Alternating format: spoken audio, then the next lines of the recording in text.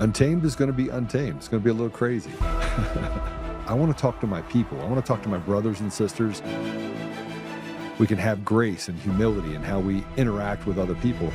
Oh, hot dog, look at you. And nobody talked about what's really happening. And let's have conversations about what truth is.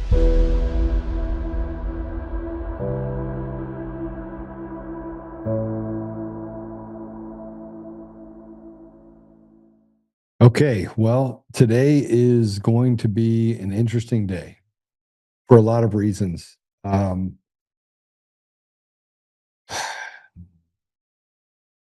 Peters talked a lot about it. By the way, I just want to say thank you to the people that were on Facebook. They were on Facebook. Let's see if I can do this. I spent an hour kind of walking through whether or not I talked about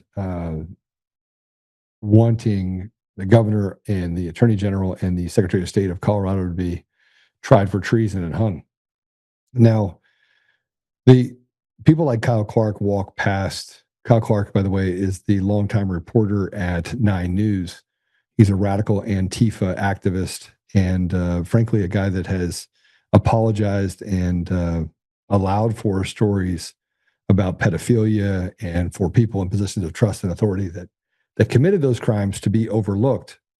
He also has overlooked stories about people who have been hurt in our community, all to focus on me, because he was told by someone that, you have to make sure you punish people like Joe for standing up for the people in this community. So just a really bad guy. But he put a story out that said that I'm calling for violence. Let me just tell you what is violent. What's violent is what is happening to our communities right now. What is violent is letting children be groomed to the place where they commit suicide at 12 to 15 times the national average. What is violent is creating this social contagion about things that they're doing related to who's a fascist and who is evil and who is not evil. And those are the things that I think we should be more concerned with, but not these people. The violence that we have in our community where someone that goes and tries to abduct a child is told that, we're just going to let you go because you're not competent to stand trial. That is violence.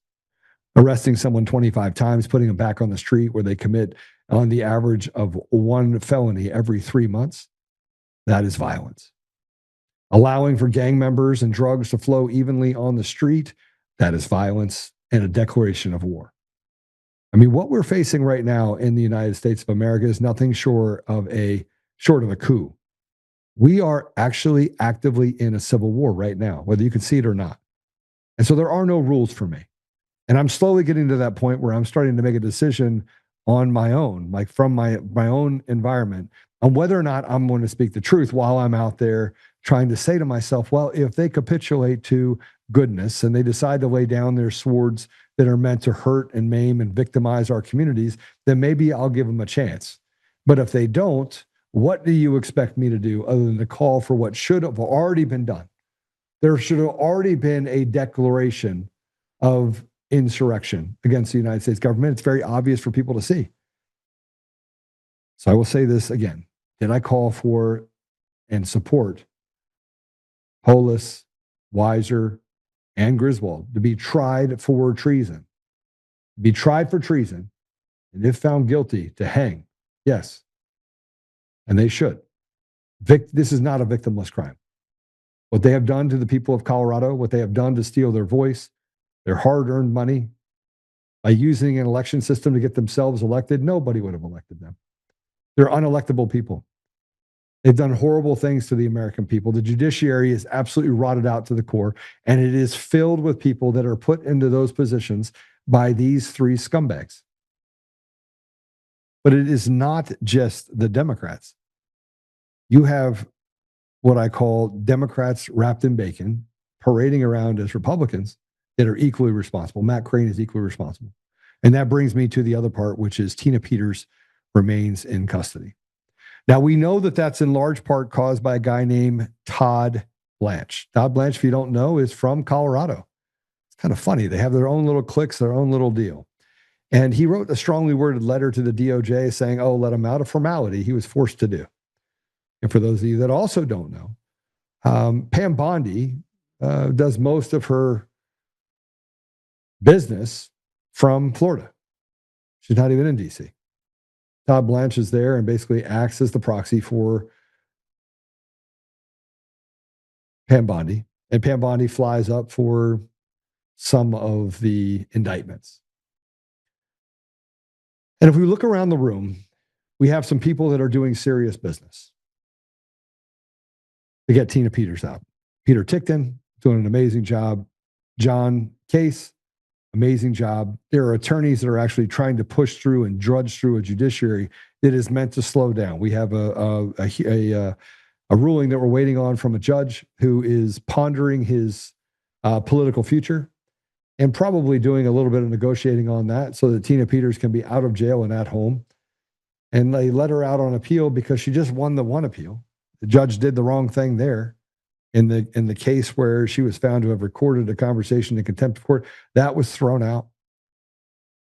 And now we're on to the other one with Judge Barrett in Mesa County, who colluded with the DA, who colluded with the AG, who colluded with the Department of Justice in order to persecute a 70-year-old Gold Star mom. But Todd Blanche is a guy that we should be paying attention to. He has a lot of authority. It is not uncommon for the United States Department of Justice to ask for someone to be moved to a federal prison. That is not out of the realm of possibilities. It is not even abnormal. What is abnormal is that any sort of agreement between the federal government and the state government is usually honored. In this case, Tina Peters is a witness in the crimes committed against the American people. Now, no amount of charades or in gaslighting is going to change the fact that every day now it intensifies as to why Dominion sold to quote unquote Liberty Vote and the absolute number of problems that we have at every state, at every level about our election systems.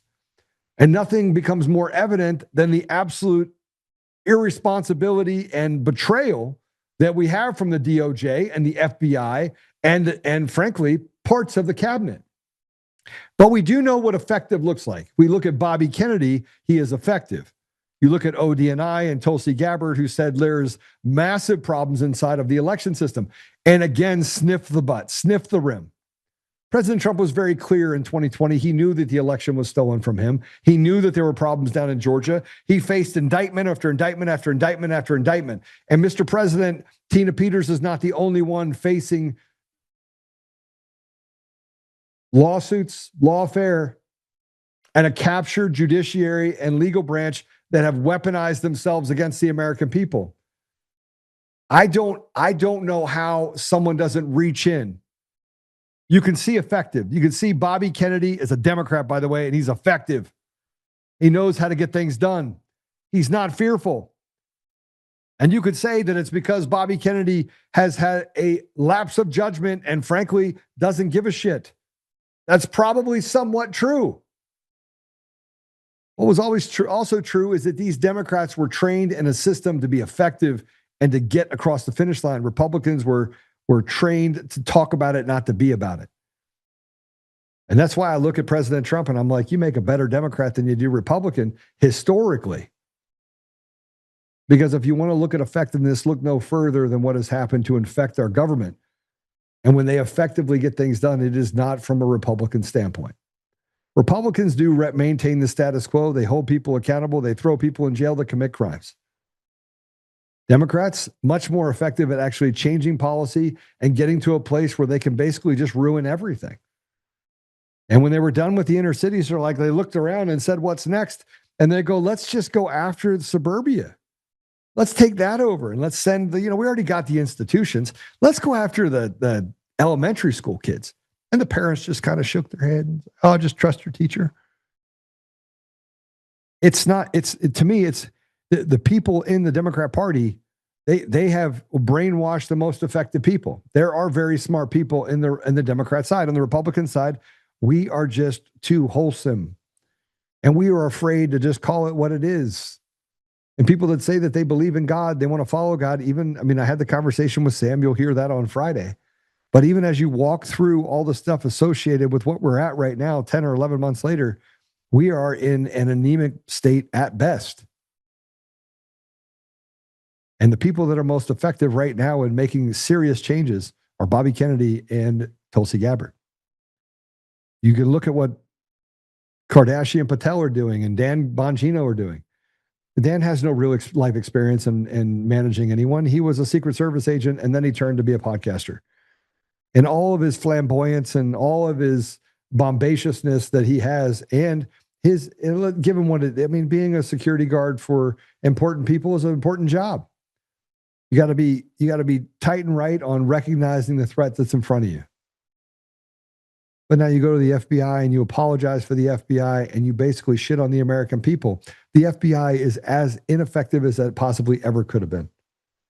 And I'm not talking about the people in the FBI, because now that I've had conversations with people in the FBI and I can see that they're filing grievances, you see what Kyle's talking about with Steve Baker and the pipe bomber, and they have enough information. This would have resulted in an indictment, but they won't indict this person. Shows me all you need to know about the fact that our side is the side of anemacy. It is the side of a lack of character. Now, you could say bad character or good character, you should have character. Our side can't even decide what character even is. So Tina Peters rots in jail because of an ineffective group of people. And I'm not the smartest guy in the world. I've been literally flying through and learning by the book. I read a lot. And then I read more books, and the more books I read, especially of people's personal experiences. I just finished Fred Galvin's book, A Few Bad Men. And I sent a text to him and I said, listen, I can't believe this, man. I can't believe that the same thing that happens to every whistleblower happened to you and the 7 from the MARSOC group, and how they could do that to people who have served our country, were willing to give their life. And they could let somebody in a foreign country just lie about them with impunity and then take the side of them over the good men that sacrificed everything to fight for American values. And so all I could say to him is, I'm sorry. But if I'm honest, there's just a lot to be sorry for right now. I'm not as sorry for what the Democrats are doing. I can see it very clearly. I actually know what the symptoms are. I can see what the problem is. It's real easy to fix. But even if we fix it, the vacuum will be great. And people that are saying that they're Republicans will stand up and say, let's just go out there and harvest more ballots. Let's be the the Scott Presslers of the world. Let's ignore people like Professor Clements. Let's ignore people who were able to scrape through and create success from very little, that show a high aptitude to get things done. And let's replace them with people that are politically motivated. That's what I see now. Political appointments, ambassadorships, things like that won't see the problem, that can't see the problem, that don't want to solve those problems because of the things that it might expose downstream. Tina Peters is 70 years old. She's in prison right now, not because of the Democrats, but because of us. Because of us. We have refused to understand that we were at war. We have refused to fight back. And when people do fight back like me, you know, I had one person that worked for me for the last 11 years. And he said, Joe, I have a hard time talking to you. And I said, why? And he says, because every time that I come to you with something, I feel like I should have gone further and understood exactly what you were going to come back at me with. And then I would have solved the problem myself. And so when I come to you and I say that I have something, I know that I'm going to get a sharp response back. That's in essence what he said to me.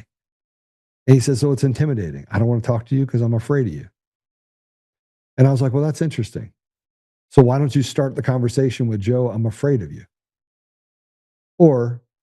And not afraid of what I'll do to him physically, but afraid of the conversation because he would not have thought it through. And then I will come up with something. He's like, how in the world that quickly did you come up to a solution when I'm sitting here, been working on it for 2 weeks? It's very frustrating for people. And I said, start the conversation with, I'm intimidated. And I'm sorry, I might not have seen this all the way through. And then let's go from there. Let me see if I can help you through that process. 11 years he's been with me. It's the first time I've had that conversation. So I do recognize as well that I make bad decisions at times. I made a bad decision about getting involved in this to begin with 5 years ago. Because I had a friend of mine that told me, I just did a 1-hour video on Facebook where I explained whether or not I did want people to be put to death for treason against America. And I said, well, if it's the law, if you don't like it, change the law. You know, they won't, though, because they're going to weaponize it against us like they did the 1512 law that was used in Enron. But as we walk through this and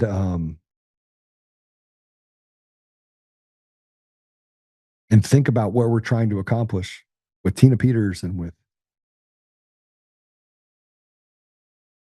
this election fraud, our problem is actually not the Democrats.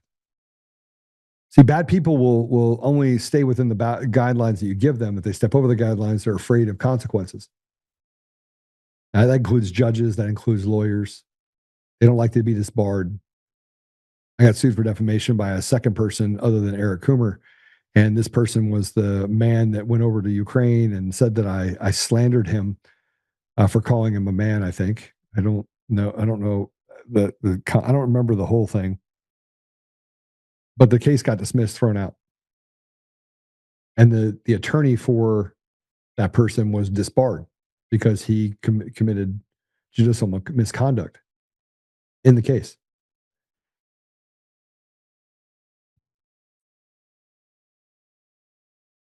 One of the few times that I've seen the system work.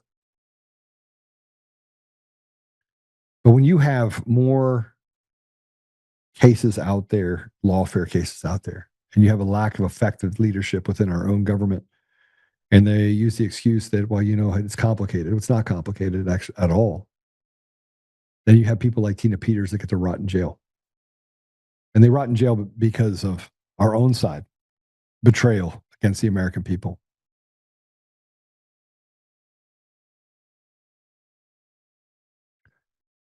Not because of anything that the right has done. All right. I'm also going to talk today about, it had to come up that I sued Mike Lindell. I'm going to address that today. We have the Antifa arrest down in Texas. We have the election fraud, reporter exposed 2020 theft shut down by Elon in 2024. We're going to go through that. And then Gary Bernstein, I had a conversation with Matt DePerno, and who, by the way, he's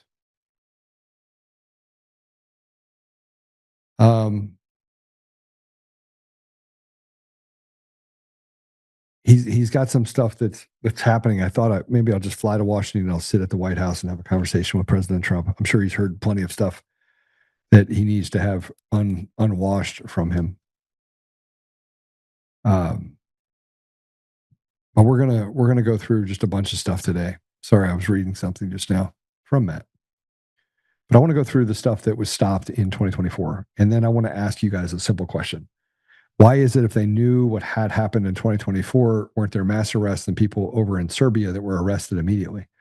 Why in the world were there's not a rendition flight that was sent to put people in Guantanamo Bay and have them arrested for stealing the election in 2024 when they knew that Dominion Voting Systems was at the epicenter of all of this? Why am I still in a lawsuit with Eric Coomer, a guy that was recruited by the CIA, most likely recruited by the CIA, because who else would hire a guy that couldn't pass the background check to work at McDonald's? And it just so happens that a congressman, a sitting congressman, asked Clinton Curtis and a Chinese company to build an election system dating back to 2002 that in 2004 could steal an election without you ever seeing it. How would that even be a possibility? And how on the heels of that did they find this guy Eric Coomer and put him inside of Sequoia? And if CIFIS, which is the organization inside the government that is supposed to root out any national security interests, said that Sequoia needed to be sold off, and it was sold off in 2009 after putting people in positions of power and authority during that time transition, and the only person that lasted throughout the entire thing is his name, Eric Coomer. He's it. He's the one guy that went through the whole thing. Well, there's a few others who was radically left. How in the world are these people not in cuffs? And I'll tell you why. Not because of the Democrats. It's because the Republicans know that they're faced by a system that literally is rife with corruption, and they don't know what the outcome will be. They're afraid of it. They're cowards.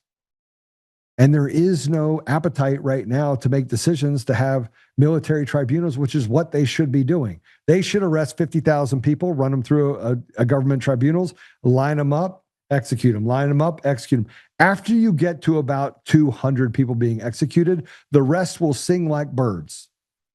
You want to know why? Self-preservation. A vast majority of these people on the left are so pathetically weak that it would take no time at all to get to the bottom of the election crime. To reset the reality that then will ripple through the rest of the world. And we won't have Macron actually talking about going to war and World War III and that Europe needs to be able to mobilize against Russia because Russia is not our enemy. And it's all too familiar. When I had this interview yesterday that you guys will see on Friday with Sam, he's a pastor, and he's like, well, Russia is providing it, and Russia. And I'm thinking to myself, so I can be accused of being a Russian sympathist for being smart and recognizing that if Russia were the problem, Russia wouldn't just box up a bunch of AK-47s and send them in the mail to different countries in Africa, including Nigeria. Sorry. Niger Delta is what I was talking about or thinking about. So let's talk about this. Do we have our guest yet? No? Yes? Yeah. Okay. So let's talk about Emerald Robinson. She went nuclear on more proof of the 2020 election was stolen. By the way, I've been putting this stuff on X all day long. All day long, I've been putting stuff out. This is what happened in Nevada. This is what happened in Michigan. This is what happened in Texas. This is what happened in Colorado. I have screenshots about things that are happening in Colorado that people don't even know we have screenshots of. I got people like Matt Crane that's saying that all the county clerks and recorders are all on board to make sure that Tina Peters stays in jail. So I pick up the phone and call a couple county clerks and recorders, and I said, did you agree to sign on to a letter to keep Tina Peters in jail? And every one of the ones I talked to said, no, absolutely not. I want nothing to do with it. Why are you putting me in the middle of this fight? Why do we even have an opinion, is what one said. Why do we have an opinion on whether or not Tina Peters should be in jail? We should say, listen, no 70-year-old woman who is in poor health for a crime that did not have anything other than the intent was to protect the American people should be in jail for any time, one of them said. Well, that's interesting. So who's Matt Crane talking about when he says the county clerks and recorders all believe that Tina Peters should be kept in jail? What kind of diabolical person? I tell you what kind of diabolical person. His name's Matt Crane. That's the diabolical person that would want to keep a 70-year-old Gold Star mom in prison who previously had cancer and is in poor health and has been incarcerated for over a year, trying to uncover election fraud against the people in her community, which is her job. Only devils would do that. Oh, unfortunately, only devils whose wife works for Dominion/Liberty Voting.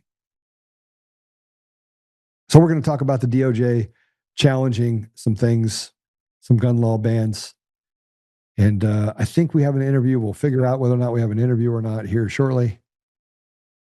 We will get right into it. But let's talk about right now, if we can, Emerald Robinson. Let's start at the top, shall we? So this is the first tweet. And this tweet was, no, this is the wrong one. This is the wrong one. This is the wrong one. This is the wrong one. Let me see if I can get this straight here for you real quick. It's going to go backwards. So if you just go to her page and go all the way down to number one, it's going to go about 25 or 26 down. Let me see if I can see it while you put it up on screen while you're doing it. About halfway down, I'm going to go all the way to November 23rd. Go ahead and put down that November 23rd should be Emerald Robinson talking about Dear Elon Musk. This says, Dear Elon Musk, I'm reaching out for comment. Oops, put this over here. Here we go. Comment on a story. It was October 2024. You were staying on a property at Mar-a-Lago. You met with a man, provided the technical details on how the voting machines are rigged. Then you went to Trump rally in Pennsylvania and discussed Dominion. And let's, if we go through all this stuff, underneath that, it says Leah Hoops, who's been on here before, says Elon Musk was approached by Greg Stenstrom at a rally in Delaware County in 2024. Elon reposted Greg's comments. We have had the evidence since 2020 on video. So that's true too. But let's go back to it if we can. Go back to the thing, put it up on here if you would. Right above that, you said it's time to tell you a story about how the 2024 election fraud was stopped. Are you ready? I need you guys to understand as I read through this that this is Dominion voting systems. They did not address ES&S, Smartmatic, or Clear Ballot. Now, they're all the same substructures. They have the same issues.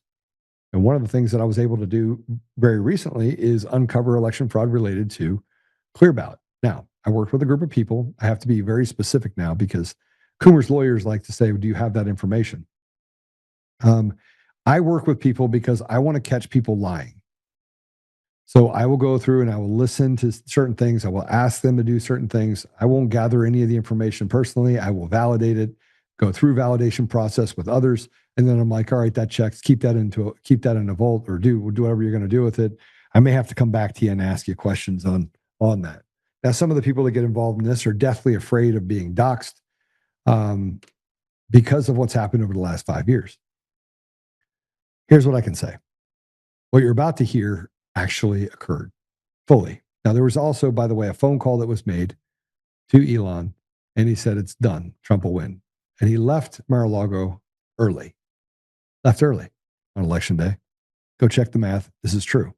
So Emerald says, a few weeks before the 2024 election, Senator Mullen and former Senator David Perdue finally arranged a meeting between Trump advisor Susie Wiles and one man who could explain exactly how America's election systems were rigged. The meeting took place at Mar-a-Lago. Susie Wiles had publicly said the election fraud was not real, and the people who thought so were crazy.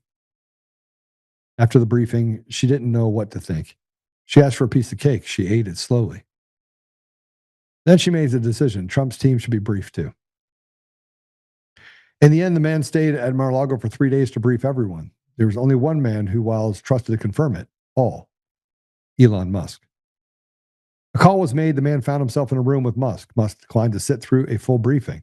Just give me your data. That sounds exactly like Elon. So Elon Musk read the AI summary of the technical data. Then he picked up his phone and made a call.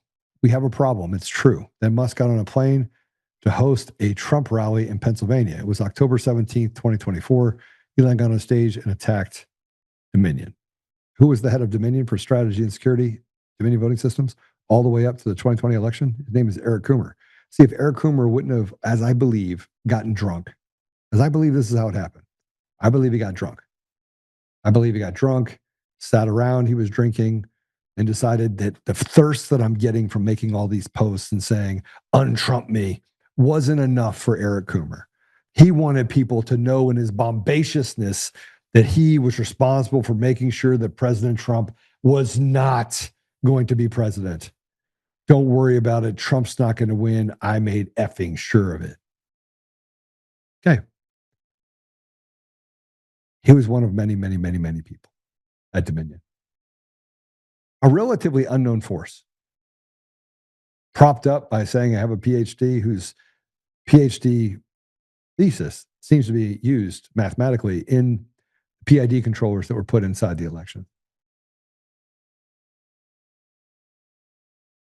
He picked up the phone and he made a call. We have a problem. It's true. Okay, so as we go to number 5, real quick, Elon Musk said at the rally, there's always the question of Dominion voting machines. It's weird that they used in Philadelphia and Maricopa counties, but not in a lot of other places. Doesn't that seem like a heck of a coincidence? Musk was warning us the system was rigged. See, but he can't come out and say it's rigged. You know why? Because we're not afraid of their side. We're afraid of our own side. Because making that admission makes you the same as President Trump, an enemy to this radical agenda. I have an enemy. There's many other enemies. Patrick Byrne, in the middle of all this, says Emerald is breaking the story at last. See, Patrick Burns on the other side has been probably one of the most, sane voices in all of this. A man that has taken very little credit, done very little to, put himself in the limelight. Sometimes gets out there and does interviews as an eccentric introvert at best, and but a very good dude, right? He likes to be barefoot, but he's a good dude. He's a very good dude. Number 6, how could the 2024 steal be stopped a few weeks before the election? A man who briefed Musk had a team at Patrick Byrne and Gary Bernstein. The team had recruited a dozen people who knew how the rigged system was built in Venezuela. They had worked for Smartmatic and Maduro. Number 7, a group of whistleblowers were hiding in a hotel in Gstaad, Switzerland before the 2024 election. That's where General Flynn flew to see them. Flynn asked, okay, so this is interesting. Flynn asked, how long was has election fraud been going on? They said, Venezuela now rigs it in 72 countries for the last 20 years. Now, if I was in America, I'd be concerned. But if I was in any one of the other 71 countries, I'd be more concerned. See, in 2004, when Hugo Chavez was being installed in Venezuela, they had the perfect deal. They could just bankrupt the country, destroy people's lives, and make it a hellhole so they could basically hide. You ever seen The Lion King? You ever see when evil took over and what happened to the kingdom? That's what happened in Venezuela. A lot of similarities that we're dealing with right now. Only this isn't a cartoon, it's real life. And a lot of people died under that regime. Number 8, the whistleblowers from Venezuela had video meetings with Musk's team and Trump's team to explain the technical details of the election fraud. Most important detail, the Dominion IP addresses that were located all cost $15 in Bitcoin from an anonymous Japanese account. The relevant data and IP addresses were now verified. This when Senator Mullen came to the rescue again. A cybersecurity team got the data. 3 days before the 2024 election, Dominion office in Serbia was hit. Their computers were useless.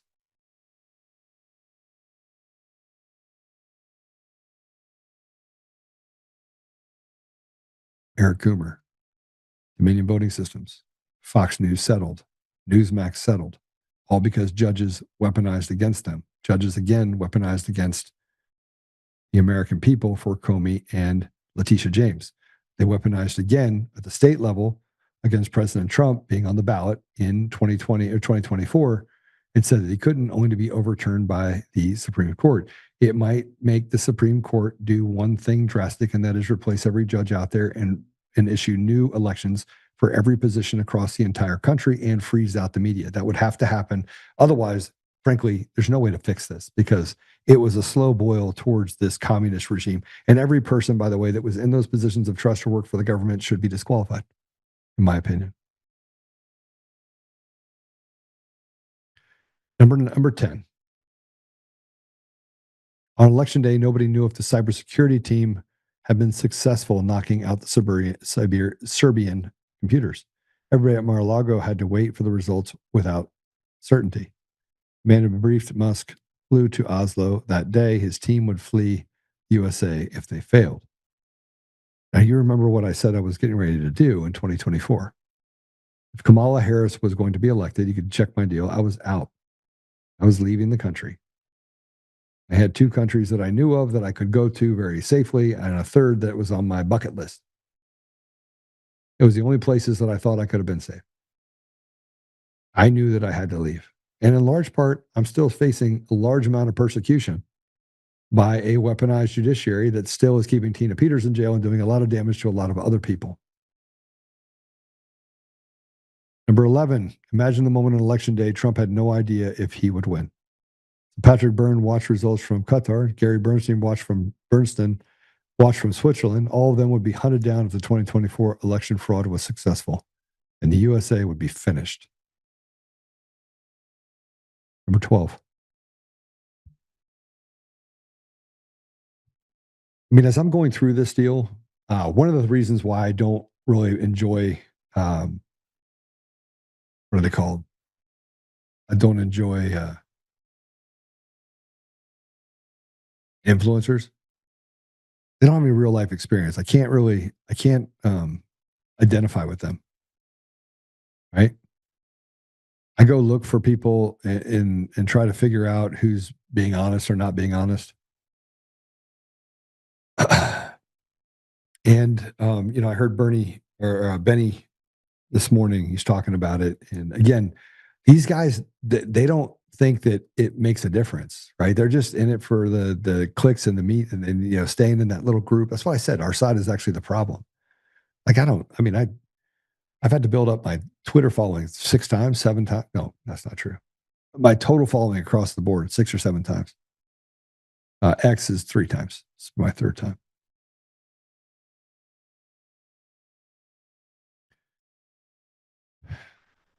Let's go back to it real quick. Guys, hit the share button if you would. You hit the share button. You guys hit the share button. Doesn't matter. They're not going to let you share with your friends anyway. So just share it just to appease me. Just hit the little share button. Or 12. Trump was upset with his own staff after Elon Musk verified the fraud was real. He's been gaslit for 4 years by his team to drop the topic. In fact, his staff hired a Cuban intelligence asset in 2020 to investigate the fraud. To lie to Trump about an election was fair. Number 13. But that's the thing about Trump. He always hires the wrong people. Mr. President, let me explain something to you. The day that people that have credibility get told they don't have credibility, when they're the ones that literally fearlessly did everything and never taken a dollar from anyone and stood on the thing, there's only 2 things that can be true. One, you use them as useful idiots, or frankly, you hired the wrong people that kept you away from some of the smartest people out there. That's the reality.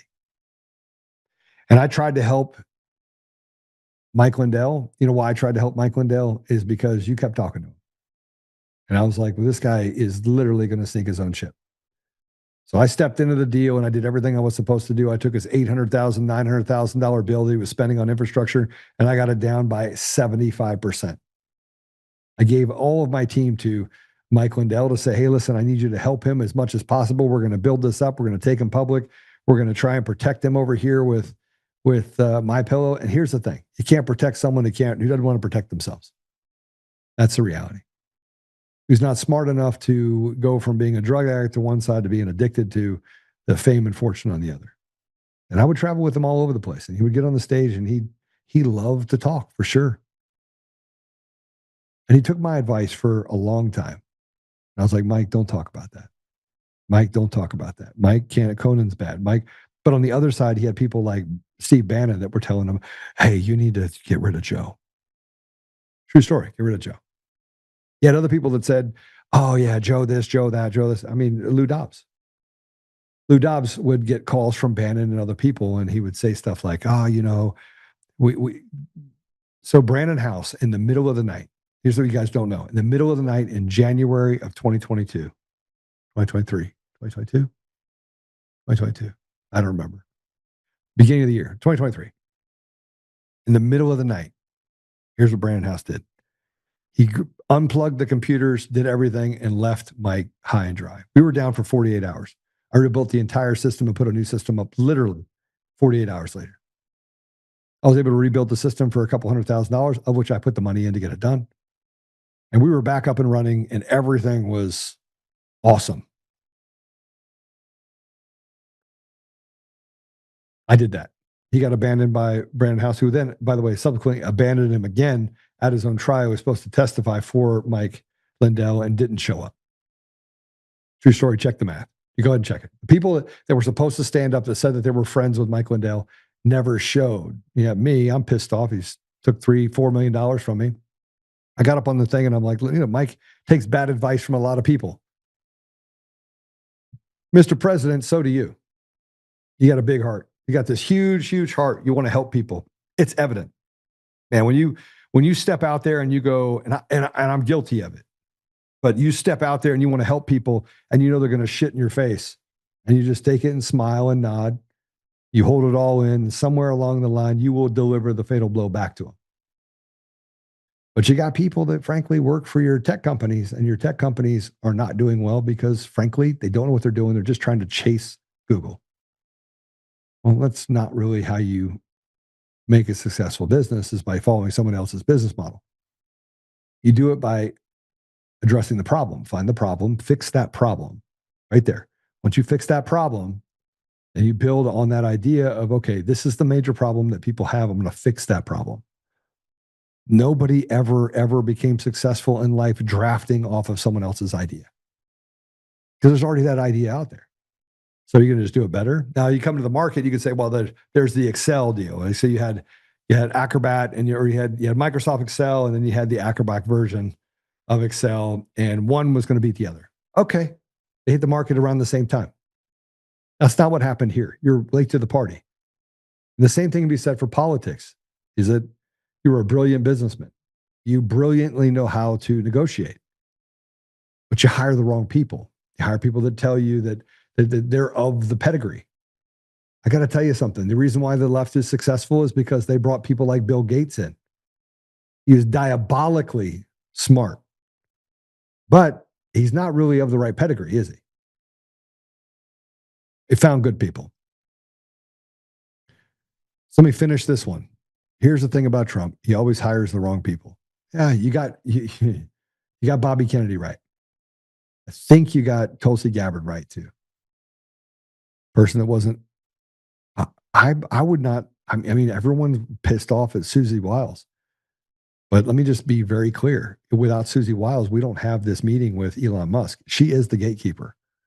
So for all of you people that want to get pissed off at Susie Wiles has to deal with the crazy and the insane. And the things that people were feeding her, where they're the rhinos, they're the ones that are getting their information from everyone else. When she ate that cake slowly, she says, holy shit. She knew she had to do something. She did, and it resulted in President Trump becoming president. She single-handedly, Susie Wiles single-handedly, President Trump has said she's probably one of the most powerful women in the world. I believe that. Why? Because she actually knows when the gig is up. Okay. So sorry, Mr. President, going to point it out. You got your foibles and you hire the wrong people. You trust people. Even though when you say you don't, you trust them. His own advisors had tried to keep Trump from meeting with the team that saved the 2024 election. People like Boris Epstein and Chris LaSavita had blocked the truth at every turn. So did Mark Meadows in 2020. I was supposed to meet with President Trump that Saturday. Instead, they attacked my company, tried to steal the $3.5 million I had in my bank account, which may not sound like a lot for a business to have in the account, but they were trying to take it all. And destroy my business. So I had to fly back on Friday. I was supposed to meet with them on Saturday. I got a phone call saying, Joe, where are you? I said, I went home. I had to save my company.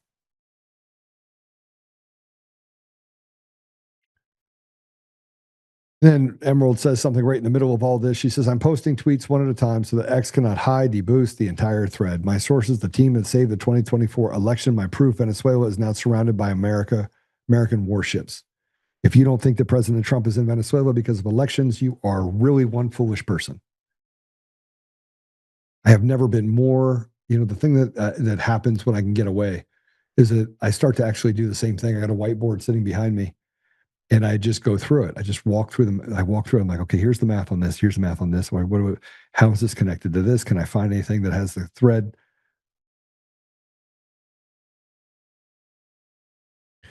Number 14. Let's call the team that saved the 2024 election the Three Musketeers. That's the man who briefed Musk and Gary Bernsen and Patrick Byrne. I've now interviewed them many times, along with Smartmatic whistleblowers from Venezuela. I've confirmed key facts with ODNI. So why don't we know? Let me just tell you why you don't know. Because it is all about theater. It is all about how you put it out there, and you're afraid that someone that if you go too fast, then people don't have the ability to stew on this. That's why I've been very patient with the whole process. $140,000 in sanctions and counting. And the fact that I put up with a court system that is absolutely corrupt, and why I will call out the fact that treasonous traitors need to be hung by their head, by their neck until dead. Here's where the story gets really wild. The Three Musketeers were also the ones that warned Trump about election fraud after the 2020 election. Where do you think Sidney Powell and Rudy Giuliani got their information about Smartmatic and Judge Janine got them connected? See, here's the problem. Here's the problem that I have. See, when I went to the information prior to actually getting involved in writing the model that said, all right, here's how they're going to steal the election in the 2020 runoff, nobody in their right mind that would have met with me before that runoff election and that I went through such specificity of information related to how they were going to steal that election. Nobody in their right mind would not think, all right, this guy like looked at it. He had to have known. We didn't know a lot of things. Okay. But Sydney knew that I didn't record that call. And when Sydney put it out there that I have a recording of the call, one of two things was true. Either she knew what she was saying was false or somebody told her to say that. If somebody told her to say that, why didn't she tell me that when we had a conversation to talk? And why, when I talked to Jenna Ellis, who was the conduit to Sidney Powell, did Jenna Ellis tell me, oh, she made a mistake, we'll clean it up later? And why in the world, when I asked Jenna and this other person that I was talking to about Chuck Faddis, why in the world did she not say, yes, he's working with me? Why would he say, yeah, I think you can trust him? Not, you can trust him, but I think you can trust him. Why not be honest with me? Why was there such evasiveness? And hence the fact that I feel like I got set up by a piece of shit, which, by the way, I mean, in retrospect, they're talking about him. He wrote a book about it. Let's talk about a book, which drives me nuts. In the middle of talking about all this stuff, Gary talks about a book written by Chuck Faddis. And I'm thinking to myself, what's wrong with you? I'll say it. What is wrong with you? You talk about a book by another guy while you're talking about the election stuff. You're not a serious person. And then you get the vernacular wrong, which is fine. Because then I reached out and I'm like, listen, Patrick, oh, man, the vernacular is wrong. He's not, he says, leave it alone. I said, okay, I'll leave it alone. Because the person I do trust in all this is going to be Patrick Byrne, which, by the way, does not get any credit, doesn't even ask for it. He is definitely one of the three musketeers in a good way. This is the big one. Tune in. It's Patrick right in the middle of 15. Let's go to 16. So Trump had good intel about the fraud 2 days after the 2020 election. But then Trump called in Kushner to gather a legal team to handle it all. Kushner's team was briefed next, but they dismissed the intel and did nothing. Rudy and Sidney were hung out to dry with no help. So maybe Rudy and them were hung out to dry, so they hung me out to dry. Here's what I know. I was in Washington on January 5th and January 6th. I wrote the model in December of 2020. I'm the one that took all the arrows for saying that, hey, Dominion's a problem, and here's this guy, Eric Coomer, and here's this connection to Antifa, which then connect to all the other pieces. And oh, by the way, he runs the entire system. I was willing to do all that. Cost me everything. Everything. It would be important to many people.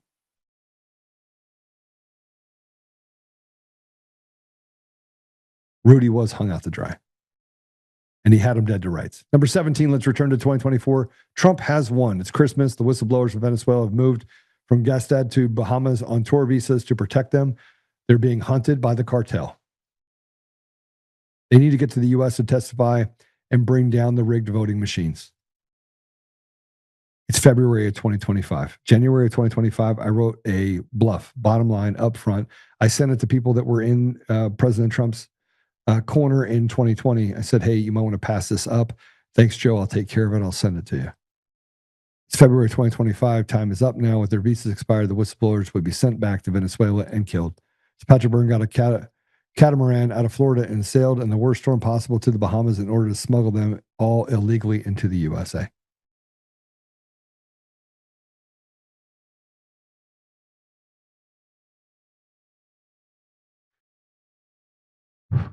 I don't think you guys understand how incredible this is to be sitting on the outside, understanding what we understand and watching the Kabuki theater in the lawfare and what judges are doing, what people are doing, and the fact that media like Kyle Clark, these Antifa guys that you know are really bad people, are saying that I'm calling for violence by saying that treasonous traitors should be hung by their neck till dead. And yet we have all the information and we have the witnesses and everything is as clear as day in front of us. And yet they want to tell us that somewhere along the line that I'm saying something that is out of the ordinary. or that I'm lying. When a guy runs into a building, goes into a bar and drinks a bunch of stuff, lies about it over and over and over again, negotiates out of a felony on the side of the road, something Americans don't get the ability to do. But Eric Coomer does, not once, not twice, not 3 times, but 4 times. His 4th subjected DUI or driving under the influence of alcohol or drugs over the last 25 years. 4. Now, normally that would remotely put you in jail for a long time. But no, he had his lawfare on his side. And people within the organization and organism that flagged him and said, hey, don't do anything to him. Number 19, why is this happening? After all, Trump's now back in office. The most important whistleblowers in American history are stranded because Team Trump does not have its act together again. Finally, Tom Homan saves the day and sends 2 guys from D.C. to bring them all into the USA. Tom Homan, another amazing man. Remember, you have Kash Patel, you have Dan Bongino, you have all of these people that say that they're for it. You have Todd Blanche and you have Pam Bondi. You have people that on the surface are saying that they're doing the best that they can while they create problems that allow for these people to slip through loopholes. And if you don't think that the judge that let Comey and Letitia James go didn't get a phone call from someone else in the DOJ saying, hey, walk through this and kick them out here, we'll protect you. We got your back, because we're going to steal back the elections in the 2026 cycle. President Trump, we're being told, just wait. We're at war right now. We're at a civil war where people are trying to actively take over our country, and we're being told that we have to wait. We have leaders that are wildly popular, and we have others that are being said they have no credibility. I've been said, I have no credibility. I have no credibility. That's what I was told. I was told I have no credibility by people that frankly took everything from me, took my money. Mike Lindell took my money. You have like all these people that get involved in it. I don't even want to mention names right now, but I'm going to. I'm like literally just writing it all down.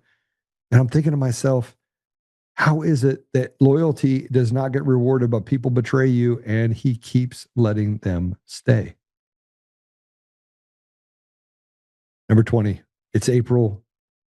Trump authorizes task force on election fraud, DOJ, CIA, DHS, DNI guys meet the whistleblowers. Then the agencies start to fight over who has control over the investigation. None of these guys return for interviews or casework. They disappear. Team Trump fails again. Number 21, what's going on exactly? Our intel agencies are so compromised that none of them really want to investigate election fraud because they're involved in rigging the elections too. And Trump didn't bother to fire all these people. Number 22, it's June. 2 whistleblowers are so upset with handling the investigation, they leave the USA in secret. It's all about to fall apart. Tulsi has to bring in new guys from the 3-letter agencies to start all over. These guys are shocked beyond belief after the interviews. It's July. The investigation report is done. Tulsi prepares to bring a full report in 2020 and 2024 to President Trump. No one's talking about 2022 in the middle of it. By the way, this will be one of the most consequential interviews that I do or podcasts that I do. And I'm just talking about Emerald Robinson and giving you my thoughts in the middle of it. Trump's own White House advisors tell Tulsi to not include the 2020 evidence, so she gives Trump a partial report. Trump is now angry with Tulsi. Number 24, Trump gets tired of waiting for these reports since he wants to know if Venezuela really runs America's elections. Who does he finally call to brief him? Well, the 3 musketeers, of course, not the CIA or the DNI. That's when Trump decides it's time to overthrow Maduro.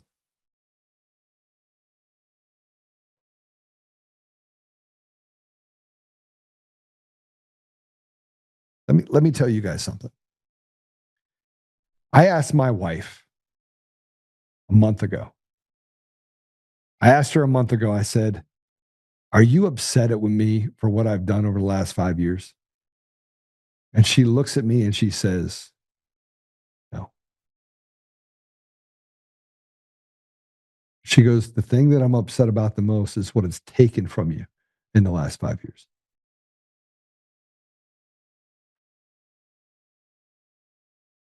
It didn't take it from me. It took it from you. It took it from all of us. When Tina Peters rots in jail, it's because the system is so inherently broken that we can't get to the bottom of the ocean. You can't see it. You can't feel it. It's just not there. I am not afraid of what I've been able to do. And I'm telling you right now that as we go through this process and the more we don't do things, the worse it is going to become.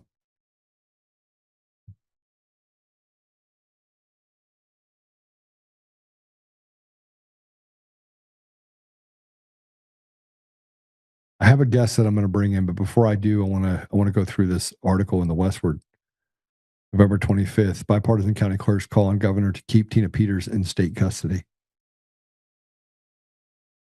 There's a picture of me and Tina Peters on the front line. It says, Peters fortunately went to jail with right-wing podcast host Joe Oltmann. So let me just tell you about the right-wing podcast host. Number one, I am a technology guy. I'm actually really good at what I do. Really good. I built a successful businesses with partners all over the country. I do podcasting because I give up 2 hours of my day. I don't get paid to do it. All the support you guys give us, it funnels back into taking care of the team so that they can make sure that they take care of things. But I'm not a podcast host. But this is what they do when they want to take credibility away from someone and saying he has no credibility. So let me just tell you what I've done.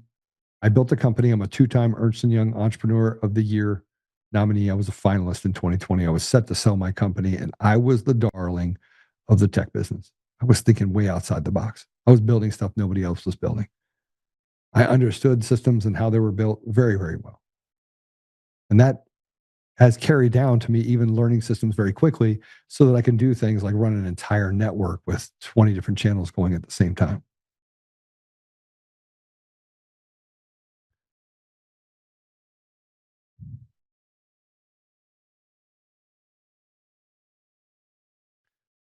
In this letter, you can put it up if you want. In this deal, they had half dozen Democrat, Republican, unaffiliated county clerk appeared together on an online press conference on Tuesday, November 25th, pleading with Governor Polis to keep former Mesa County Clerk Tina Peters in state custody and to publicly announce his decision to do so.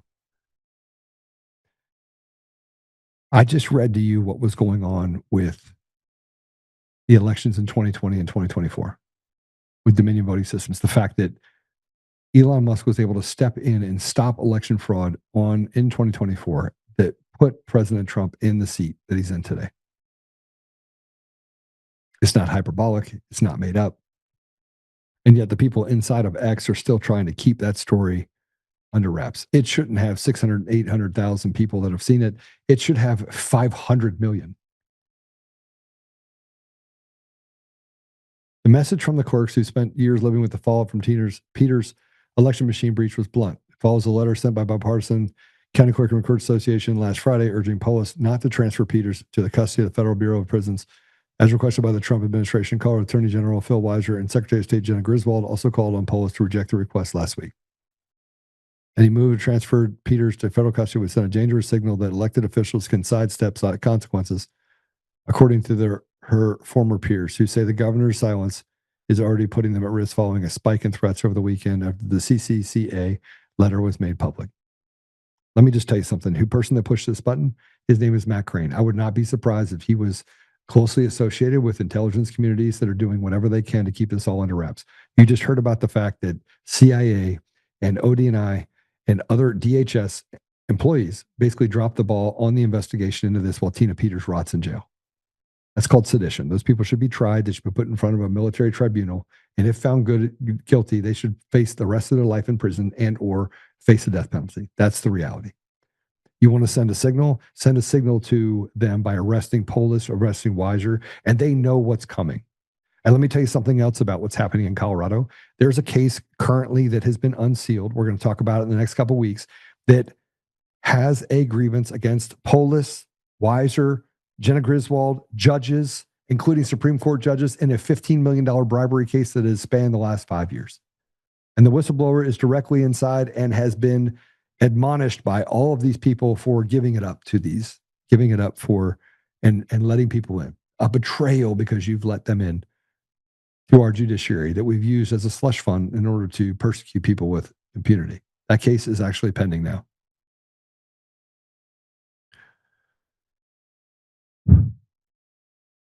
I actually, by the way, like the guy that wrote this article in the Westward. He's actually a good guy, Brendan Kelly.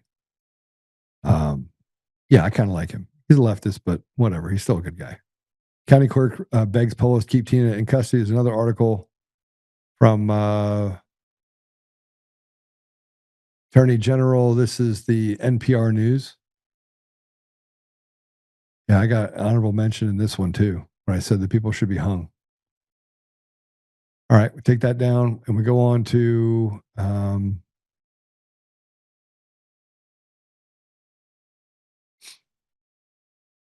I'm just going to get to it. So let me just talk to you a little bit about our guest.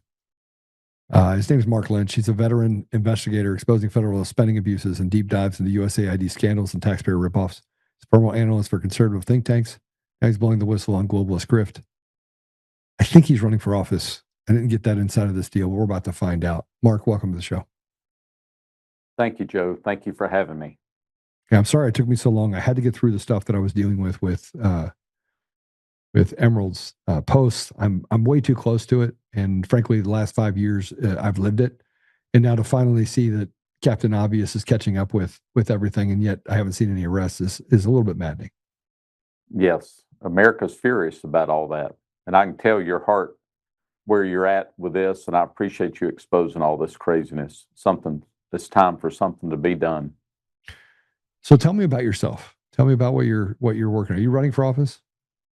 I'm running for the United States Senate to replace Lindsey Graham here in South Carolina. That's how I knew your name. I just read about you last week, and I said I had to have you on the show. Yes, somebody reached out to me, and I was like, absolutely, running against Lindsey Graham. Please get rid of that guy. Well, we're working hard to do that, and it's going to happen. Okay, so tell me a little bit about yourself. Tell me about your history. Where'd you grow up? Okay. Yeah. I was born and raised in Greenville, South Carolina. Been a resident here my whole life. I thought you had a Chicago accent, so I apologize. Yeah, no. And then after school, I went to the University of South Carolina, majored in advertising, public relations, and came out and continued to work with my dad. He started an appliance TV store business back in 1951, and I came out of school in 81, and in 1983, we formed a buy-sell agreement, and I started buying the business. In 1985, he turned the reins over to me, and I took it over, and our business has been blessed. God's at the center of it, and our company has grown 35 times after I took over. We had 5 employees. We have 110 now. When I came into it, we worked out of a 3,200 square foot facility, and we now are in a 132,000 square foot facility, and we have our warehousing all under the same roof, and so that makes things a lot better logistically. I was about to say it's over 1,000 square feet per person, so I hope you got some warehouse stuff that you're doing in there too. Yes, sir. And anyway, our business is awesome. We've got a unique culture here. We have a chapel in our company, and we have 2 pastors on staff teaching the Word of God on Tuesdays and Thursday mornings. And we've been debt-free since 1999, personally and corporately. And our business is now going into the 3rd generation with my son and daughter taking over and transitioning them into it. And how did I get into politics? You know, we hear about the word politics. When you break that word apart, poly means many, and ticks are blood-sucking parasites. Yeah. And that's this sport that we're getting into. But back in 2014, we hosted a gentleman by the name of John Guandolo, and he ran an organization called Understanding the Threat, vanquishing the enemies of our country and bringing America back on the offensive where it belongs. And he was a Marine captain for 15 years, and later he was the head of the anti-terrorism division of the FBI. And we hosted him here in our chapel because it seats about 125 people, and we had 70 of our law enforcement agencies sheriffs, police deputies, SLED agents, FBI agents inside of our chapel hearing his presentation about how to deal with Islam at the local level. And our meeting was incredible. And I got involved with him after that and became a board member and later chairman of his board, helping his organization. And he left the FBI because of the Islamic infiltration into Congress and Homeland Security and everything. And we started training police locally and educating the public in church events and having 600 and 800 people coming to them. And then later, meeting House representatives and sheriffs and FBI agents and some of our state senators. I was asked to run for office in 2020. I ran for a state Senate seat and almost won. That was the year of COVID, where we couldn't even knock on doors after a couple of months. But since then, we formed a political activist group, keeping bad bills from getting passed and helping good bills get inside the state house and getting rid of the bad actors running for office or inside the state house and bringing better guys and gals in to run. And teaching the Constitution and doing all these things. In the last 4 or 5 years, I've been asked to run for office again. So we prayed about it, and talking to consultants, it was decided my position would be best served as a United States Senator in Congress. So here we are. How are you faring against Lindsey Graham? I mean, you have stolen election systems there too. So, I mean, I'm the part of the thing is it's a selection, not an election, and you won't get me to believe anything different than that. I am a tech guy. I'm very good at what I do. I don't want, so I'm just telling you that please don't argue with me on that. You can argue with me offline if you disagree with me. Yeah, no, we understand election integrity and how horrible it all is. And in South Carolina, we have open primaries also to add to that. Well, that should So be. the Democrats cross over on our Republican primary days and help change the results of our Republican elections, which is crazy. And that's how a lot of these traitors, some people call them rhinos, I call them traitors, they get in. And our state house is known as Crooked Columbia, the crookedest state house in the country. You know, we have a lot of customers that move here. We're in the appliance and furniture, electronics, TV business, and they've left the woke areas in the country. And they're so glad to be in a red state. And then we bring out the voting records and we compile all that and show people how their House reps and senators are really voting on their scorecards. And, you know, we've been showing that about Lindsey. His lifetime constitutional voting record is 57%. He's failing. His conservative review score is 43%. These are public scorecards people can look up. So I disappoint our customers because they believe they're in a red state. We're just better at faking it, I guess. But we've got a lot of work to do, and these open primaries don't help. And the election fraud going on with the ESS and Dominion machines are horrible. And we've all seen that. We hired a guy to work with our activist group that does analytics, and we noticed in some of the last elections that during runoffs, they were flipping about 3 to 4%. They had the same kind of variable each time, and so there's still a lot of cheating going on. What's your platform? Well, my platform is God first. That's what makes America great again. Our country, our forefathers, our framers were divinely inspired as they wrote the Constitution, and it only works in a moralistic society. And every decision I'll make is based on God's word. If it can go through that filter first, then we'll see if it can pass through the Constitution. If it can get through that, then we'll look at it. That's how I will make a decision if I go to the U.S. Senate to serve the people of South Carolina. And if it doesn't, it's a no for me, you know. And then we have to decide if it does pass through those first two filters, is it necessary, and what will it cost the taxpayer? So that's how I'll make a decision. You know, I'm 100% pro-life in my platform. Life is formed at conception. We don't get to murder the child. Again, words matter, and I call it murder, not abortion. I'm America first.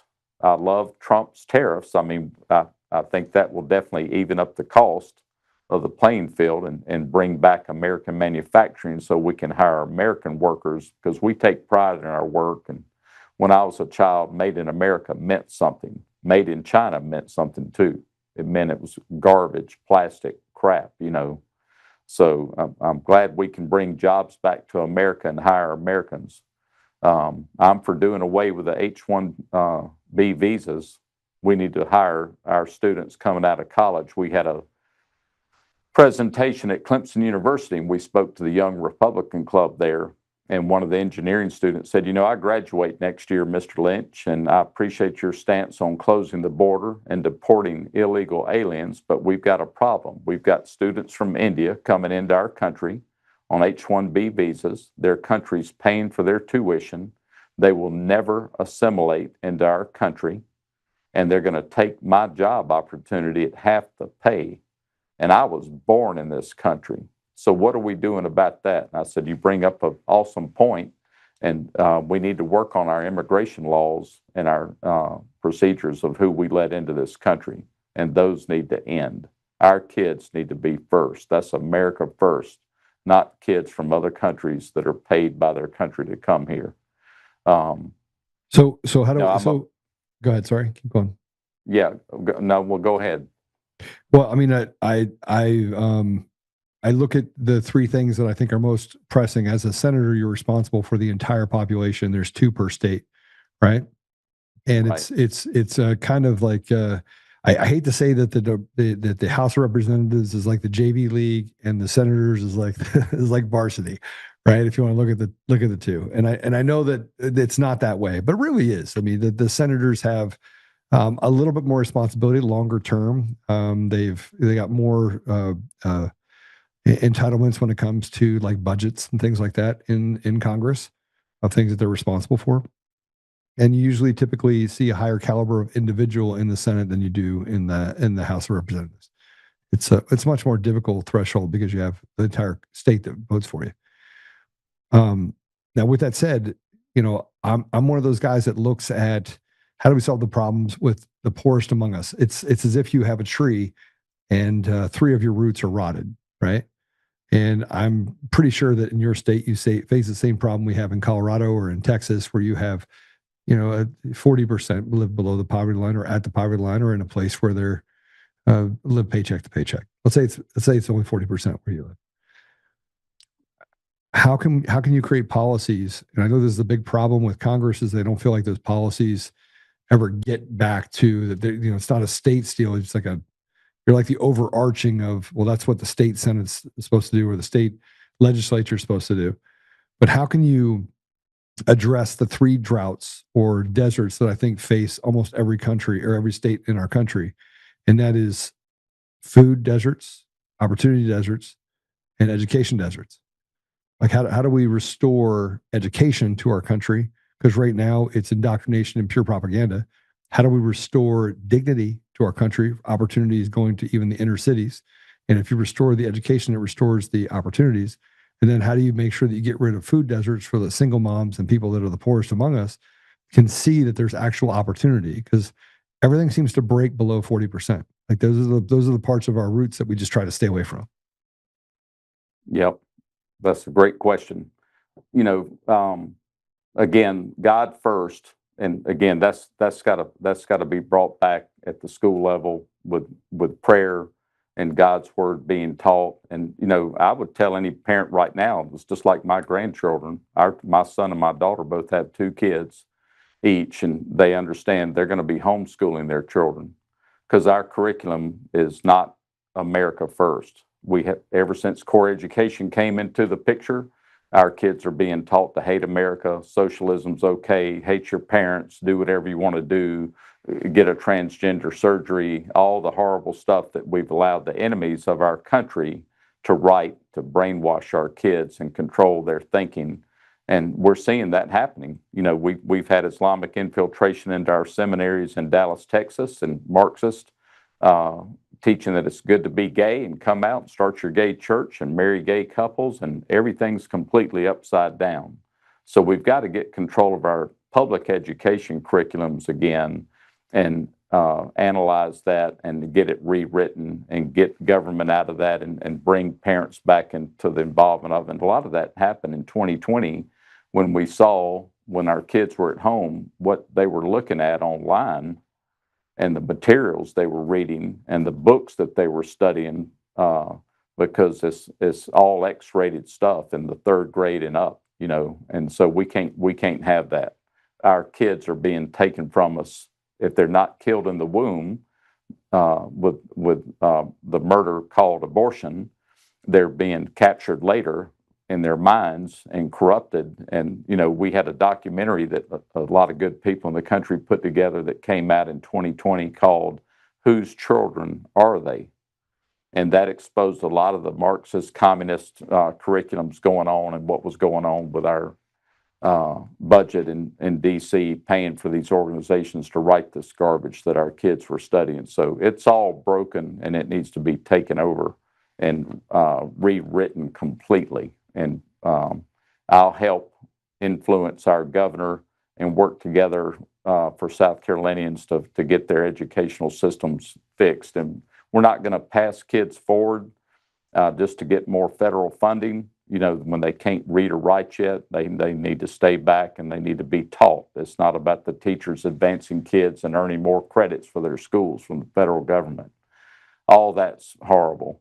The Department of Education, like many agencies and departments our country has allowed to be opened, are unconstitutional. And when we're talking about inflation and the budget, experts that we work with tell us that probably up to 80% of the budget in America could be resolved if we got rid of all the unconstitutional departments we've created in our country. Our government's way too big, the payroll's too big, and it's crippling America. The people know how to do most of this much better, and in a capitalistic society, competition brings the best. It'll bring the cream to the top, and we'll get better curriculums and better things done and end this inflation cycle that we're in. And we got to quit. I know when the government closed, the SNAP programs ended, and I'm glad of that. We've got too many people that have abused those systems. There are some people, yes, that need a hand up, and they need to be taken care of. But we have allowed too many millions, trillions of dollars to go into these programs that's just funding the cause of socialism, which is communism for dummies. They're going to be dependent on the government. The Lord says, if you don't work, you don't eat. And so we've got people that are capable of working, just all they're doing is walking to the mailbox to see if their checks come in. And we need to stop all of that. So we've got a lot of work to do. And those are some of the things I'll definitely be working on in the big picture. The other thing is, just replacing Lindsey Graham will bring a lot of money back to the budget because he's over USAID and there's all kind of crazy spending going on there. We had a list that came up with some of that with the waste and abuse that's happened. There's $1.5 million that have been spent in the USAID budget to advance diversity, equity, and inclusion all across the world, especially in Serbia's workplaces and business communities. $70,000 was for production of a DEI musical in Ireland, just an example of the craziness. $2.5 million for electric vehicles in Vietnam.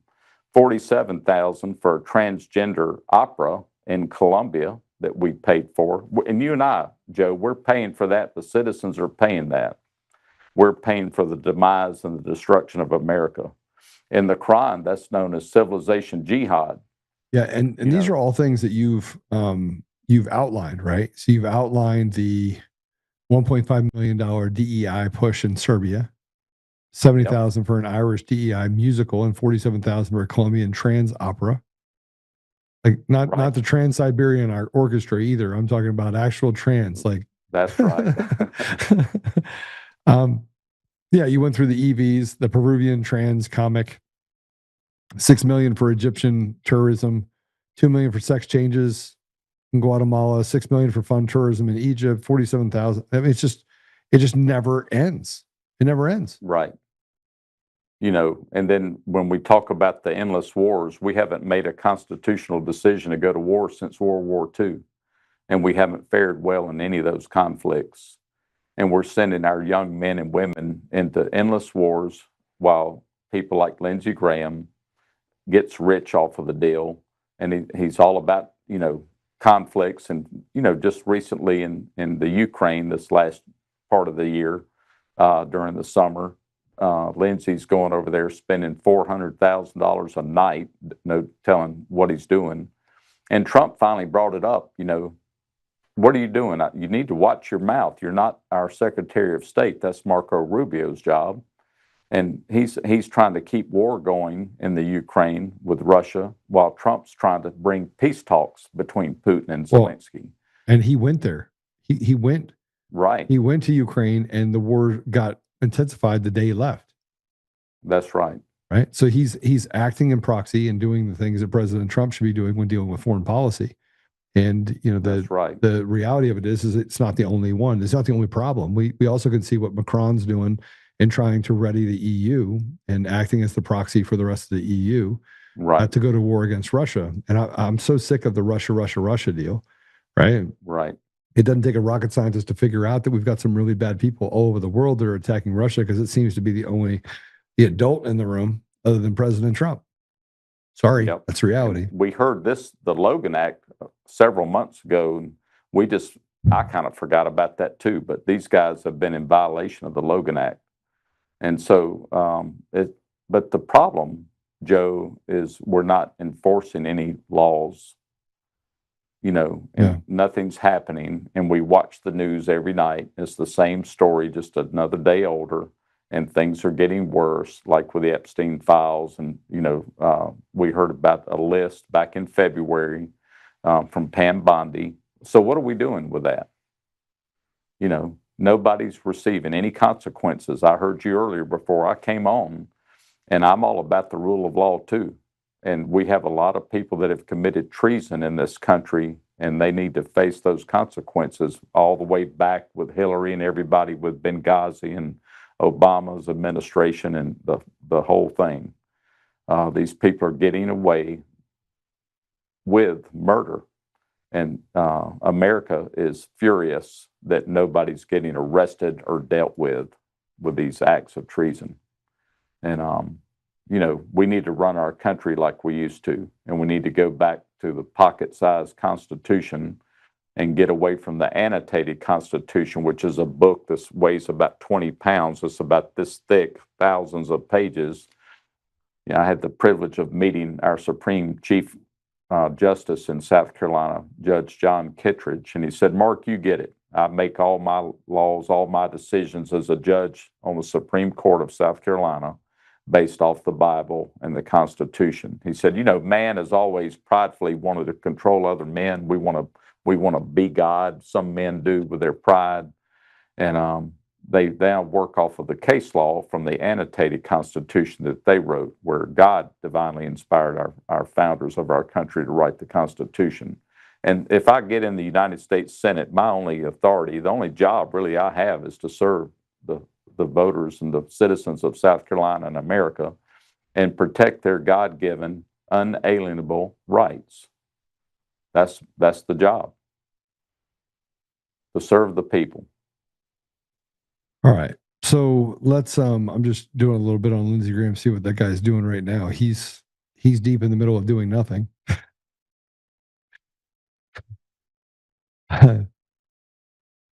This is pretty crazy. Well, he got a bill added in when they opened the government up because his records were getting subpoenaed for having part in the Russian collusion hoax, when he was the guy who spearheaded the whole thing, trying to get our president put in jail. But he added a new bill where the senators can now sue and get up to $500,000 per incident. And you and I will be paying for that. Yeah, so it's just it never gets better, right? Right. So he changed from a criminal under prosecution and investigation procedures into a victim, and he's going to get paid. And that's his new slant right now in the news. And look what happens to Americans. So the reason why, by the way, I brought up, I want to get back to it real quick. I ask weird questions because I do understand how the machine works, how the state machine and the federal government machine works, and how funding happens and dollars move from the federal government back down to the state government, even those people are proxies and or citizens of that state, right? Mhm. When you ran a business, right? You ran a successful business that grew by 3, 4, 500%, whatever it was, 8 times, 10 times. You grew a business. You grew a business that, as people in my comments said, renovations, and those renovations, we would use your store. So they actually knew who you were. They were just talking about it in the comments. Um, let me just ask you a simple question. Would you use, let's say that all of your companies run really well, but the warranty part of your company is run poorly. Would you let that warranty company of your company run poorly?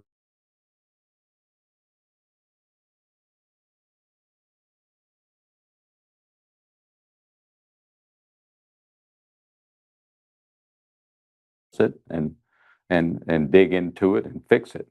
We can't let the rest of the company start funding the warranty company. Every bucket stands on its own. See what you just did? See what I just did to you? I kind of boxed you in there a little bit. So when I talk about the broken parts of society, or the broken parts of our country or state or whatever, I actually think that that's the only place to focus your efforts.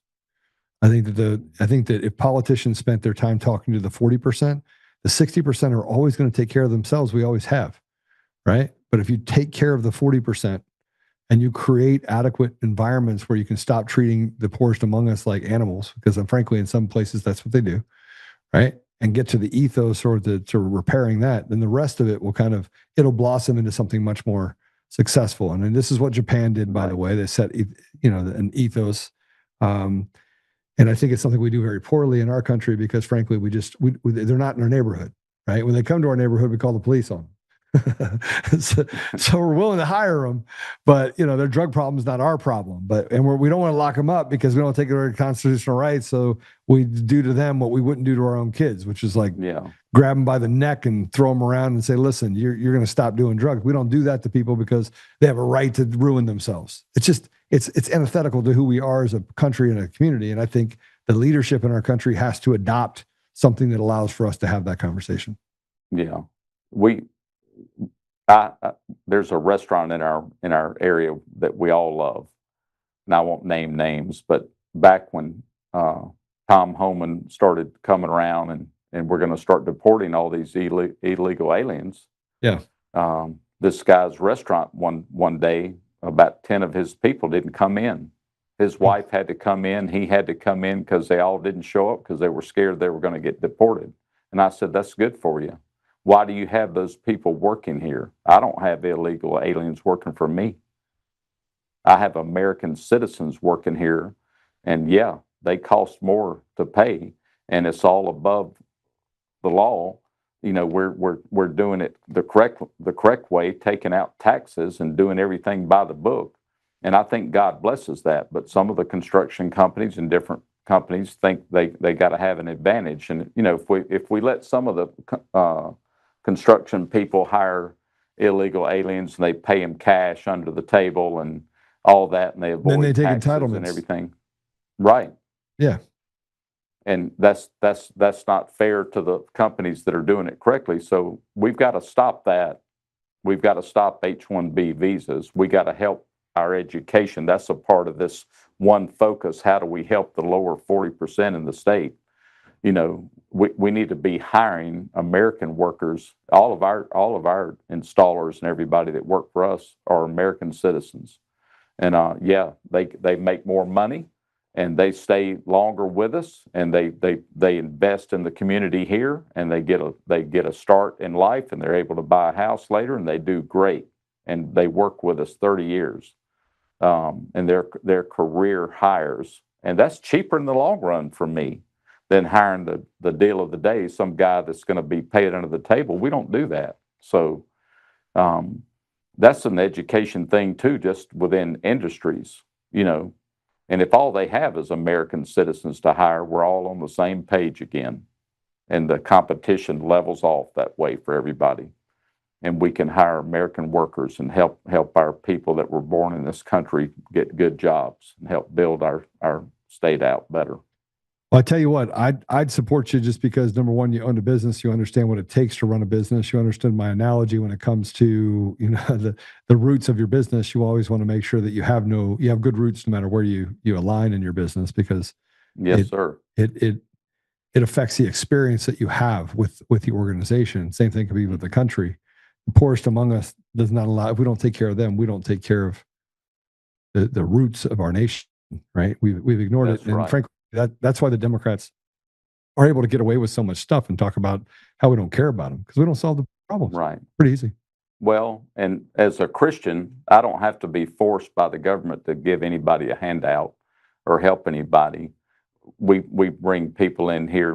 My wife and I have worked in the recovery industry for 40 years, and about 15% of our staff are people we've helped from homelessness, believing in the lies of addiction, into freedom in Christ. And some of them have keys. They're managers here. They have six-figure incomes, but a few years ago they were homeless and didn't think they had a chance. And so we give people second chances here, and we teach them the gospel of Jesus, and we work with them and mentor them. And they're some of our best employees because, like this time of year, in a couple of days, we're going to be celebrating Thanksgiving. And one of my managers here came and hugged me again today. He said, "If I don't see you tomorrow because I heard you weren't going to be here, man, thank you." He said, "From the bottom of my heart, I'm telling you, thank you for this opportunity. You've helped change my life." And he's born in South Carolina, lived here his whole life, and he's working hard, and he just needed a little bit of help and some direction and some discipline. And these are things we've done, because in our company, it's like I went to a Dave Ramsey entree leadership class years ago for a week in Nashville at his organization. And he said, "Mark, we have to be a high D." They did a DISC personality test. And he said, "You better be a high D if you're running your own business." And that's who comes here to these courses. And then he talked about it. We have to be their father, their pastor. We got to be a hard ass when it's time to be, and be their boss, and sometimes knows the answer. And sometimes it means you've decided to quit because you're not going to follow the rules and procedures of our company. But it takes all that, and we're here. I have an open door policy, and that's part of the greatest reward is helping people and counseling in their marriage, or we all go through stuff in life, and working with people and helping guide them through the gospel and help them become what God created them to be. And that's just an awesome thing to see that ride out and watch miracles happen in people's lives. I agree with that fully. Well, I got to tell you, how do people follow you? How do people give you? How do people support you? Let's start there. And then I'm just telling everybody, if you're there in the state, do you need volunteers? I mean, is there a way to how people that can engage with you in your environment? Yes, sir. So we're a legitimate campaign.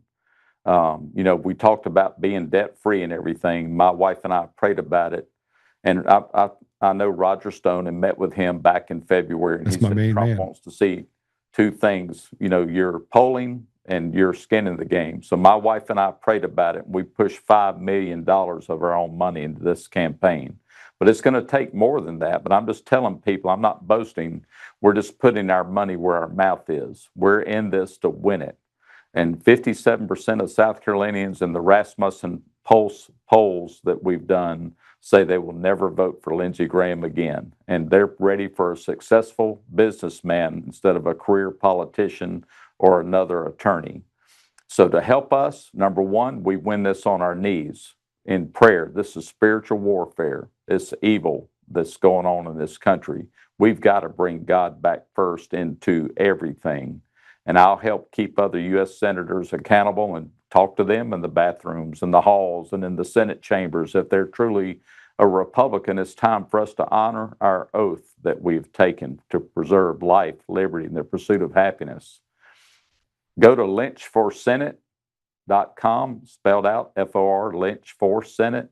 there's a place there to contribute. We definitely need donations. We just spent $500,000 the last quarter on TV commercials, and it takes a lot of money to do this. But we're not going to spend $100 million.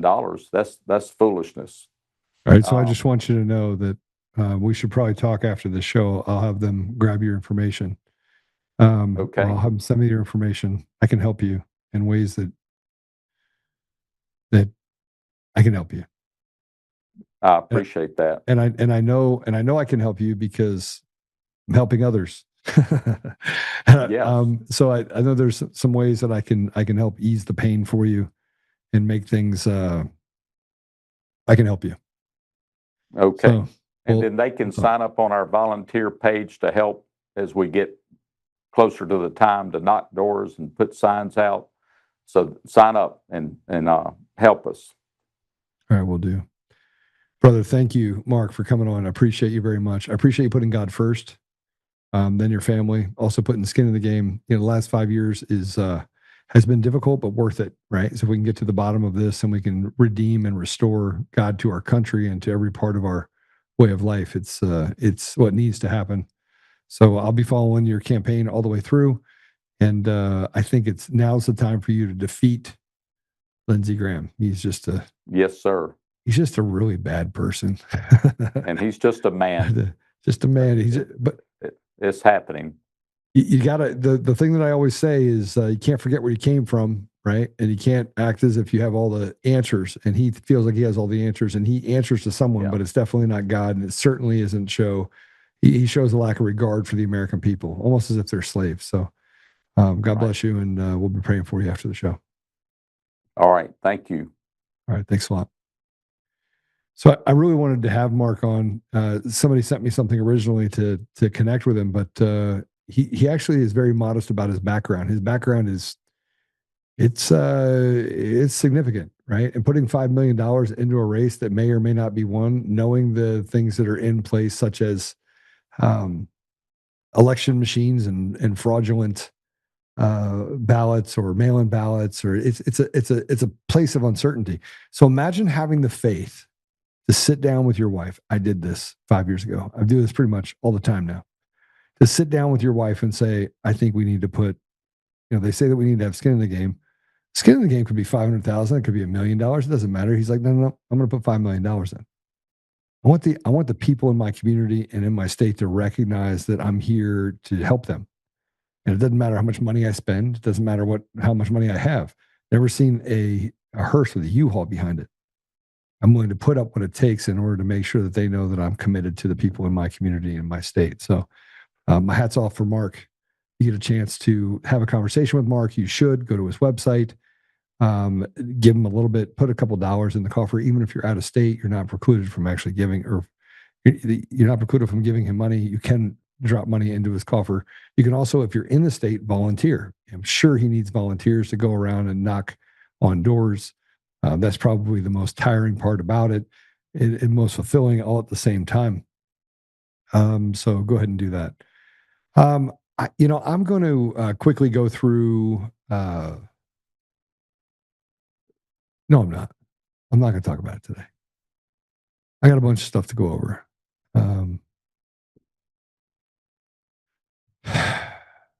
We're going to talk about Antifa tomorrow. And we're going to talk about mass arrests of ICE protesters, and we're going to talk about Kyle Clark. We're done. Unmute that.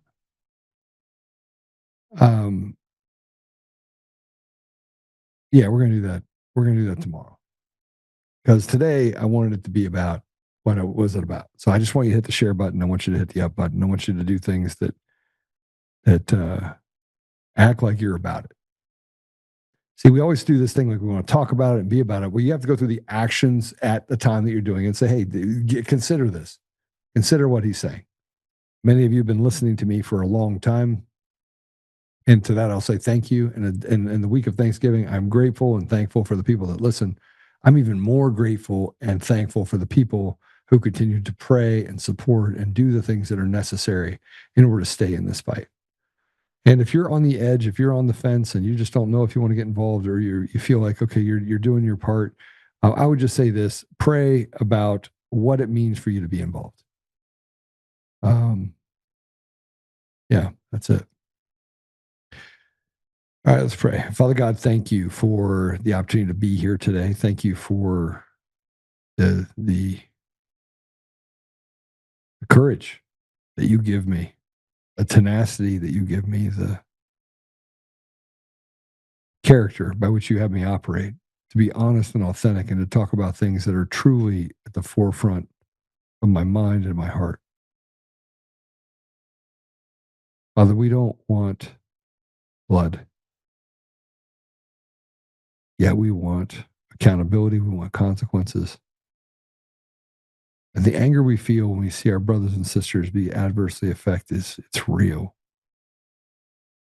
It doesn't matter what we're talking about, whether it's medical malpractice or just absolute in-your-face corruption or the stealing of elections. We feel like we're being held hostage by really bad people that just lie to us with impunity, and we're just supposed to take it. We don't want to take it anymore, Father. We just want to get to the bottom of it and actually have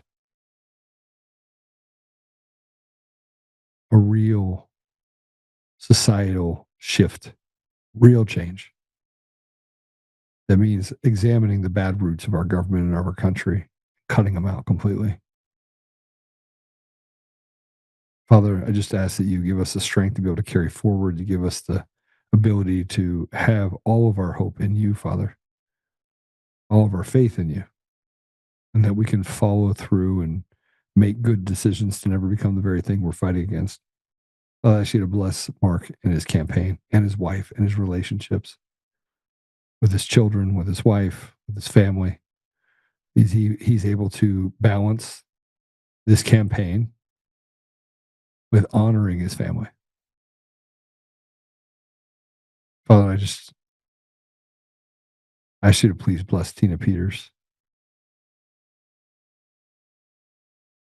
Give her the strength to be able to push through this and supernaturally, whatever needs to be done to get her out of jail, Father, I just ask that happen.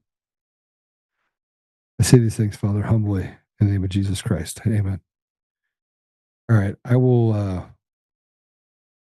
see you guys tomorrow. Have a great day. Share button, 5-star review, Apple Podcasts, Google Podcasts, Spotify, Pandora, iHeartRadio, TuneIn, and more. We're on all that fun stuff. All right, let me come over here and see what Jeff's saying about me. He said I had something on my glasses. To whom much is given, much is expected. I agree with that. Gammy? What did I write? I cleaned my glasses. Got it. Len Boss, nice to see you. Mod Trend, always good to see you. Chris, good to see you. See, I'm going to miss people. It's going to make people see here. So many people today. Jamie, Christmas. Well, Tokyo Drone, great to see you. All right. I hope you guys have a great week this week with the holidays, but I'm going to jump out now. All right. God bless you. See you soon.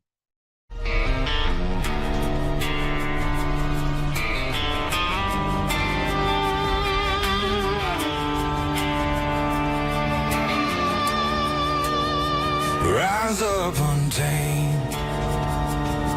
in the heart of the fire where the wild ones roam. Joe Oltmann's calling, bringing truth back home. From conservative daily to this untamed fire, we shatter the silence, lifting spirits higher. No chains can hold us, no lies can prevail. Authentic and fearless on this rugged trail. Patriots gather under stars and stripes. Untamed nation, igniting the night. Untamed nation, let the truth roll out in this land of the free. Standing proud from sea to shining sea, we won't back down. Catch the fire, wear the crown. Untamed nation, it's our battle song, motivating hearts where the brave belong. Yeah, untamed and wild, forever strong. Play it again all night long.